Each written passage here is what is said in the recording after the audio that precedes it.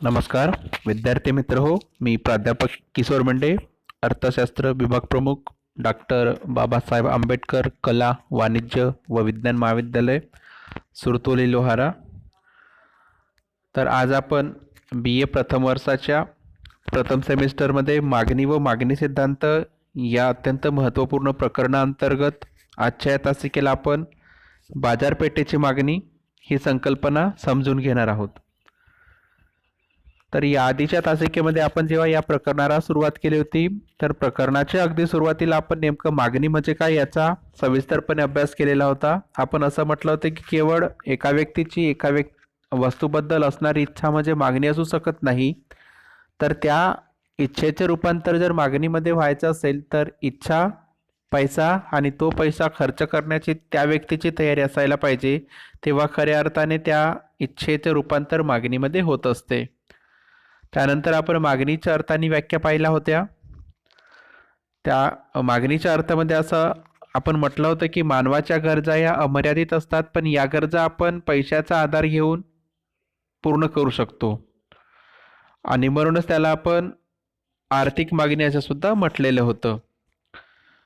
त्यानंतर आपण मागणीचे वैशिष्ट्ये पाहिली होती, त्यामध्ये आपण किंमत, वेळ किंवा समय, बाजारपेठ आणि परिमाण या 4 वैशिष्ट्यांचा अभ्यास केलेला होता। त्यानंतर आपण मागणी फलन अभ्यासलेलं होतं, त्यामध्ये आपण 4 घटकांचा अभ्यास केला होता। वस्तूच्या किमती असतील, उपभोक्त्याचे उत्पन्न, उपभोक्त्यांच्या आवडीनिवडी, पर्यायी वस्तूंची उपलब्धता व त्यांच्या किमती या 4 घटकांचा ज्या ठिकाणी समावेश होतो त्याला आपण मागणी फलन असं संबोधलेलं होतं। आणि आपलं सूत्र तयार झालं तर dx = f in bracket px, AYT। अशा प्रकारे आपण या आधीच्या तासिकेमध्ये इत्यादी घटकांचा अभ्यास केलेला होता। आजच्या या तासिकेला आपण या प्रकरणातील अत्यंत महत्त्वाची संकल्पना समजून घेणार आहोत आणि ती संकल्पना आहे बाजारपेठेची मागणी, त्यालाच मार्केट डिमांड सुद्धा म्हणतात। तर बाजारपेठेच्या मागणीचा अभ्यास करत असताना आज आपण बाजारपेठेचे मागणी कोष्टक बघणार आहोत। तर बाजारपेठेचे मागणी कोष्टक कशाला म्हणतात, तर एखाद्या बाजारामध्ये जेवढे उपभोक्ते असतील त्या उपभोक्त्याने जेवढी वस्तू खरेदी केलेली असेल त्या सर्वांची जर आपण बेरीज केली तर त्यालाच आपण म्हणतो बाजारपेठेची एकूण मागणी। जसं एखाद्या बाजारपेठेमध्ये आपण उदाहरणार्थ 2 ग्राहक घेतो किंवा 2 खरेदीदार घेतो, या 2 ग्राहकांनी किंवा या 2 खरेदीदारांनी जेवढ्या वस्तू खरेदी केलेल्या असतील त्या वस्तूंची जर आपण बेरीज केली तर तिलाच म्हणतो आपण बाजारपेठेची मागणी। तर या ठिकाणी असं म्हटलं आहे की एकूण सर्व उपभोक्त्यांच्या मागणीची बेरीज म्हणजेच बाजारपेठेची एकूण मागणी होय। आपल्याला या ठिकाणी बाजारपेठेचे मागणी कोष्टक स्पष्ट करत असताना तक्ता क्रमांक 6 दिलेला आहे। या 6 जर आपण व्यवस्थित अभ्यास केला तर आपल्याला समजून येईल नेमकं बाजारपेठेची मागणी कशी असते। तर प्रस्तुत तक्त्यामध्ये 4 कॉलम दिलेले आहेत। पहिला आहे क्ष वस्तूंची किंमत, ती रुपयात आहे। दुसरा कॉलम आहे पहिला खरेदीदाराची मागणी, तिसरा कॉलम आहे दुसऱ्या खरेदीदाराची मागणी आणि चौथा जो कॉलम आहे तो आहे बाजारपेठेची एकूण मागणी। तर तक्त्याचे अवलोकन करत असताना आपल्या लक्षात येईल की क्ष जी वस्तू आहे ती रुपयामध्ये दिलेली आहे आणि ही जी किंमत आहे ती उत्तरोत्तर कमी कमी होत आहे। सुरुवातीला किंमत आहे 5 रुपये, नंतर 4 रुपये, नंतर 3, नंतर 2 आणि नंतर 1, म्हणजे वस्तूची किंमत कशी होत आहे, कमी कमी होत आहे। आता वस्तूची किंमत कमी कमी होत असताना आपण पहिल्या खरेदीदाराचा जेव्हा अभ्यास करतो तेव्हा आपल्या लक्षात येईल की वस्तूची किंमत 5 रुपये असताना पहिला खरेदीदार एका वस्तूची, एका नगाची मागणी करत असतो।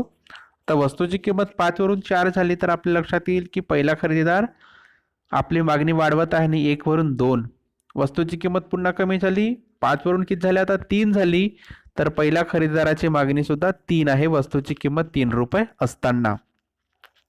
पुन्हा वस्तूची किंमत कमी झाली, 3 वरून 2 झाली, इकडे बघा पहिल्या खरेदीदाराची मागणी 3 वरून 4 होत आहे, वस्तूची किंमत पुन्हा कमी झाली, 2 वरून 1, पहिल्या खरेदीदाराची मागणी वाढत आहे 5, म्हणजे यावरून आपण वर्णन स्पष्ट काय केलं की वस्तूची किंमत जसजशी कमी होत आहे तसतशी पहिल्या खरेदीदाराची मागणी ही वाढत आहे. 1, 2, 3, 4 आणि 5 अशा प्रकारे तो आपल्या मागणीमध्ये उत्तरोत्तर वाढ करत आहे.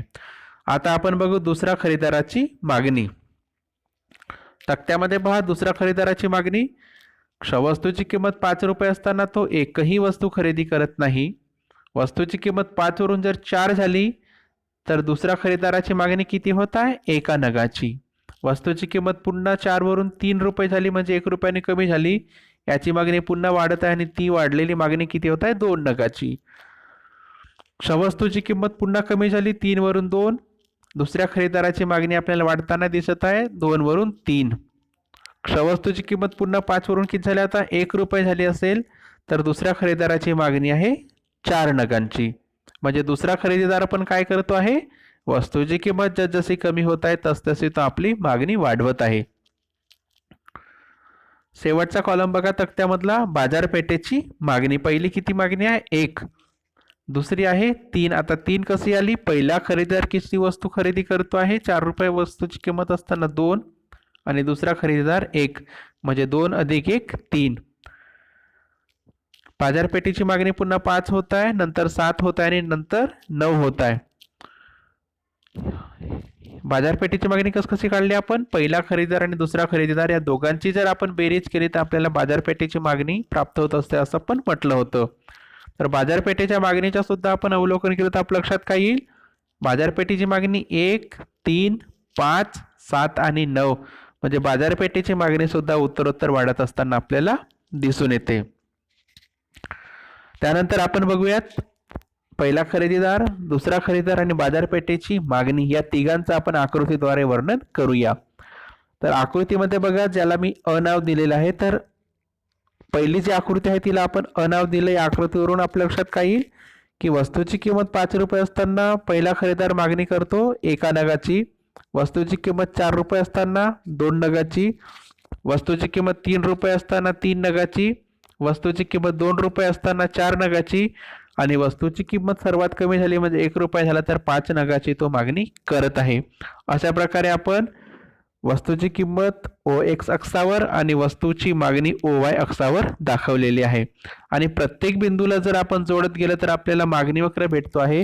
त्याला नाव दिलं आपण म आणि हा मागणी वक्र ऋणात्मक स्वरूपाचा आहे म्हणजे वरून खाली येतो आहे. नंतर आकृती ब बघा. ब आकृतीचे स्पष्टीकरण करत असताना आपल्या लक्षात येईल की वस्तूची किंमत 5 रुपये असताना 0 नगाची मागणी होत आहे म्हणजे अजिबात मागणी होत नाही.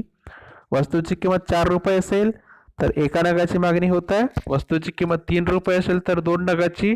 वस्तूची किंमत 2 रुपये असेल तर 3 नगाची आणि वस्तूची किंमत 1 रुपये असेल तर 4 नगाची मागणी या ठिकाणी होत आहे. म्हणजे या ठिकाणी सुद्धा वस्तूची किंमत जशी कमी होत आहे तसतशी ब किंवा दुसऱ्या खरेदीदाराची मागणी आपल्याला वाढत असताना दिसून येते. आणि हा वक्र सुद्धा आपल्याला तयार होतो आहे म हा सुद्धा कसा आहे? ऋणात्मक स्वरूपाचा आहे, वरून खाली येत आहे. आता आकृती क्रमांक क बघा.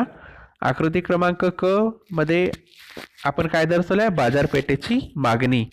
तर या ठिकाणी वस्तूची किंमत जर 5 रुपये असेल तर बाजारपेठेची मागणी आहे 1 नगाची. वस्तूची किंमत 4 रुपये असेल तर बाजारपेठेची मागणी आहे 3 नगाची. वस्तूची किंमत जर कमी झाली 3 झाली तर बाजारपेठेची मागणी होत आहे 5 नगांची. आणि वस्तूची किंमत जर 2 रुपये असेल तर बाजारपेठेची मागणी होत आहे 7 नगाची. वस्तूची किंमत पुन्हा कमी झाली 1 रुपये झाली तर बाजारपेठेची मागणी होत आहे 9 नगाची. या प्रत्येक खरेदीदाराच्या किंवा या दुसऱ्या दाराने जेवढ्या वस्तूंची मागणी केली असेल त्या प्रत्येक बिंदूला जर आपण जोडलं तर या ठिकाणी एक वक्र तयार होतो. त्या वक्राला नाव दिलं आपण म यालाच म्हणतात मागणी वक्र. आणि हा जो आकृतीतील मागणी वक्र आहे हा वरून खाली आणि डावीकडून उजवीकडे उतरणारा म्हणजेच ऋणात्मक आकाराचा आहे. आणि हा ऋणात्मक आकाराचा का बरं आहे? कारण वस्तूची किंमत व वस्तूची मागणी यांचा जो संबंध आहे यांचा जो व्यस्त संबंध असतो आणि म्हणूनच मागणी वक्र आपल्याला नेहमी ऋणात्मक आकाराचा किंवा डावीकडून उजवीकडे उतरणारा असतो. अशा प्रकारे आजच्या तासिकेला आपण बाजारपेठेची मागणी आणि बाजारपेठेचे मागणी कोष्टक या अत्यंत महत्त्वपूर्ण संकल्पनेचा अभ्यास केलेला आहे. यानंतरच्या तासिकेला आपण मागणी नियम अभ्यासूया. तोपर्यंत धन्यवाद.